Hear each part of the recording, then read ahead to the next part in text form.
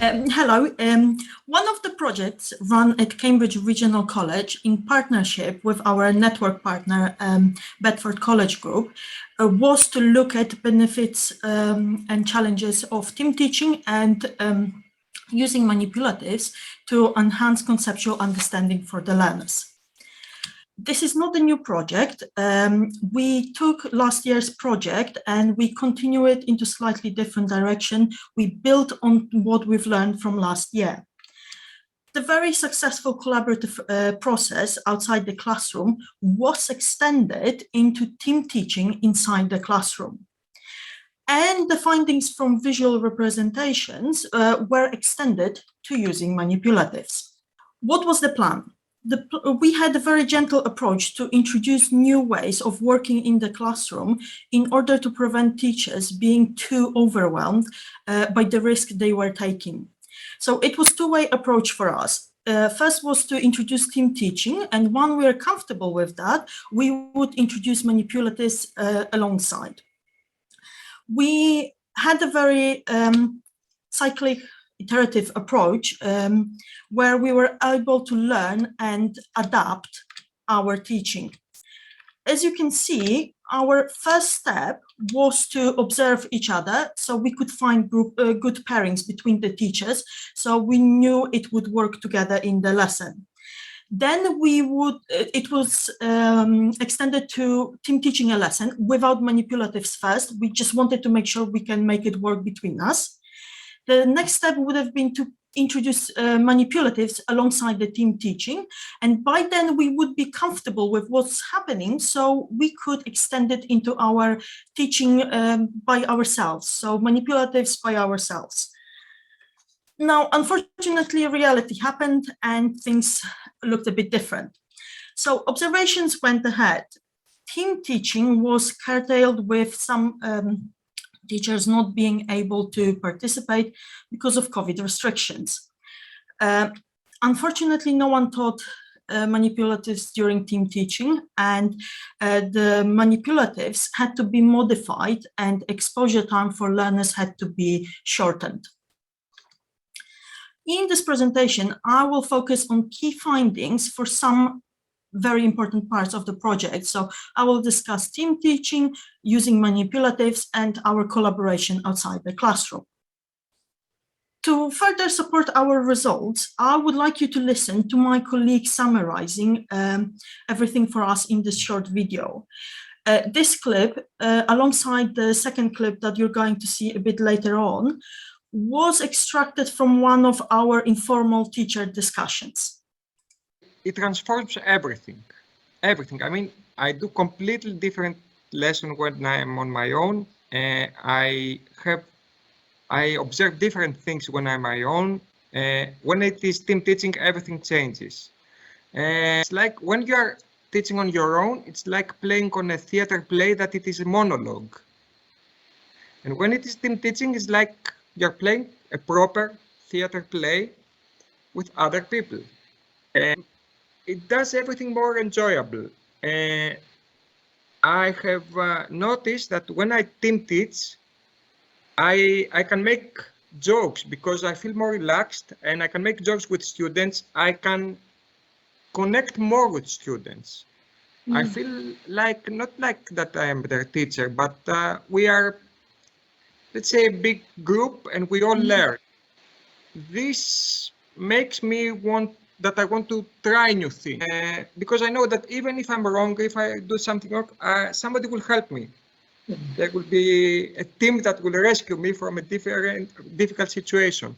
And this feeling of safety that I feel, it makes me more adventurous sometimes.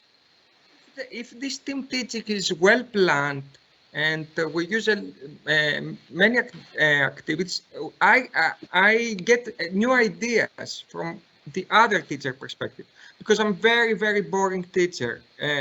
Honestly, I just do the same things, old-fashioned teacher that explains, okay, guys, I will do this, and I'm talking, and students sometimes understand, sometimes not.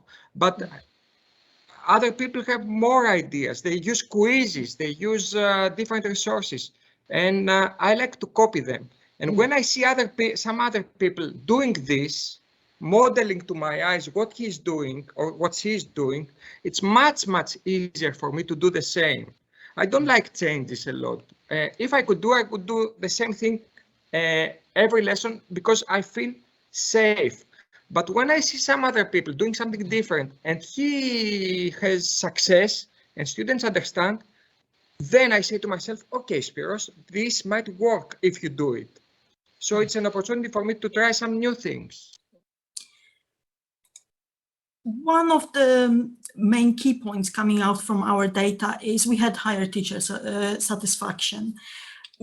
It lowered the risks for everyone involved. There was, as Spiros said, someone else there to rescue you in case things were not working. And it helped us build relationships, not just between teacher and student, but between teachers as well. It transforms everything. Team teaching wasn't without concerns. We had some concerns, and it can be difficult to support students when you don't know them. If you come to a different class that is not your own class, you don't know fully their math skills, you don't know their personality. We had some concerns that stepping in and talking could disrupt the lesson flow, and that one teacher may overshadow another. However, to our very positive surprise, those concerns were unfounded. When we started using manipulatives, we had two distinctive attempts at using manipulatives with our learners. The first go, we researched online for any pre-recorded videos, for any reading materials that we could familiarize ourselves with, and we paired up. Our ARG members paired up, we prepared the lesson, we came back to discuss the lessons together, present it to one another, listen to the feedback, and then try and go teach it to our learners. It was very curious to find that all the groups that were presenting to each other, at the end, they've modified the lesson because we thought that someone else had something better. So small bits were changed after that feedback because it made it easier or better. Then we tried the lesson with the learners in the classroom, and we found that we had limited success. So in one case, a lecturer was saved by 9 seconds of snow in January because the situation wasn't going the way that it was intended. We realized that we needed external support. We had a bespoke training, and it was very timely for our project. We needed someone else to help us. So it was a different than normal PD session when you are just being told to turn up, listen, and that's it. We benefited from a live presenter who was there to answer our questions, give us useful hints and tips, and show how it worked in their own classes.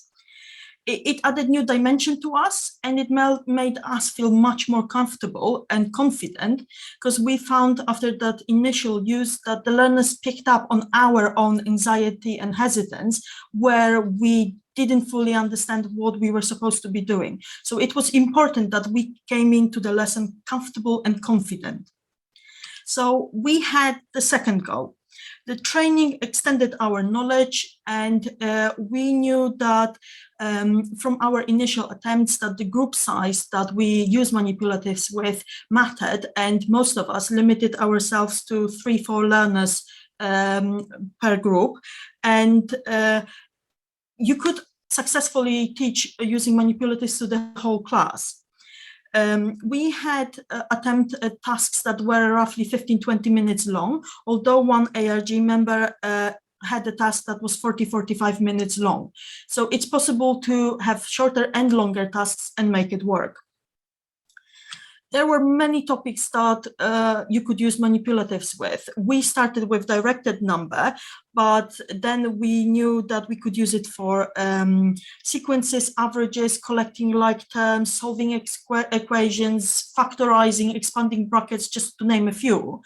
And you can use different types of manipulatives. It was important for us to account for students' prior learning because those who already had understood the concept, they could spoil it for those who were discovering that. So that's why the group size mattered for us. One of the ways of using manipulatives, and a quite important concept is zero pair. So it's the resource used in one of the lessons. Concept of zero pair is quite important for negative numbers, but once they've got it, you can extend it to solving linear equations, and then you can take it further to simultaneous equations. So you can show connectivity between maths topics rather than just standalone blocks, what our learners presume maths is, just one single skill.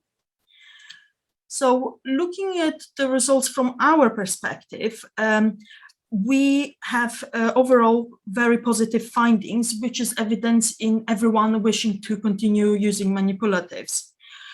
Our initial concerns were unfounded, and we are very pleased about that. We have now a new way of explaining the same concept and provide hopefully a stickability for the learner. And the visual nature of manipulatives provided new insight into student thinking. Looking at the results from students' perspective, we had mixed results. Overall, they were very positive.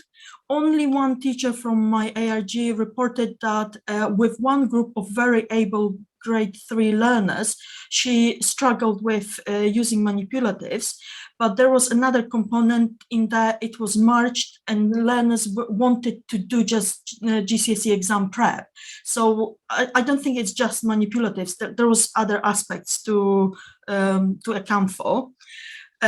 Most of the learners were engaged, and again, someone else reported that the learner that usually was disengaged was dragged in and happy to participate, and it reduced anxiety. We had some follow-on assessment. However, I must stress in here that the timescale of the project prevented us from having any confidence in post-assessment results. We just didn't have enough time to try it with learners to present concrete findings. So collaboration outside the classroom, that's the second video clip that summarizes how we felt about collaboration throughout the project. Going back to what we do as a group ourselves, an action research group, I think we've all been able to talk things over very honestly. I think I'm struggling a bit this year now we're in our departments, because I'm the only maths teacher. I don't get time to chat to somebody about, oh, how was that? How have you taught that topic this week? There isn't anybody else I can talk to. There's one other maths tutor on site in Huntingdon, but they're in the other part of the building. In fact, today I saw them for the first time in about 4 days. So having some time to be able to talk over things is really, really good. For instance, did a session on sequences this morning, but I'd already heard from you what worked and what didn't work when using the resources that we'd looked at in the training, so I could adjust that before. So I'm hoping that maybe some of my feedback on other things might have helped other people, but certainly I've benefited from that.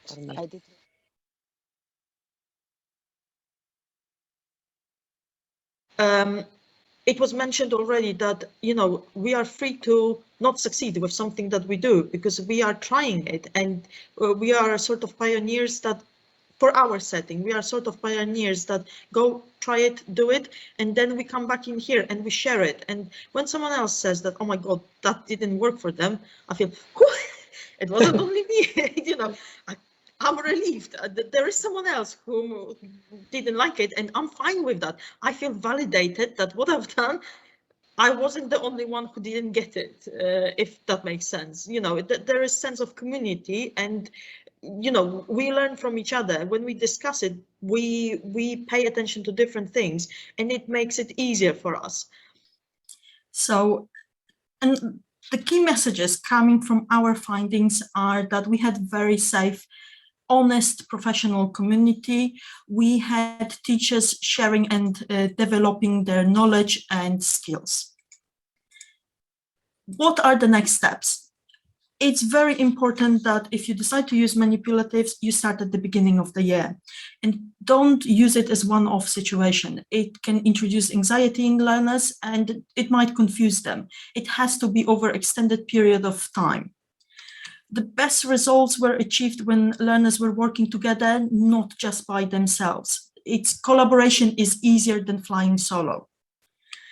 Use different types of manipulatives. Double-sided counters and multi-link cubes are not the only ones. There are Cuisenaire rods, there are algebra tiles, and if you've used double-sided counters, using algebra tiles can be much easier to understand for the learner, because algebra tiles are like bigger version of double-sided counters, and you can make it work, and the learners will already be comfortable with using different resources and concepts. And don't think that manipulatives are the only thing.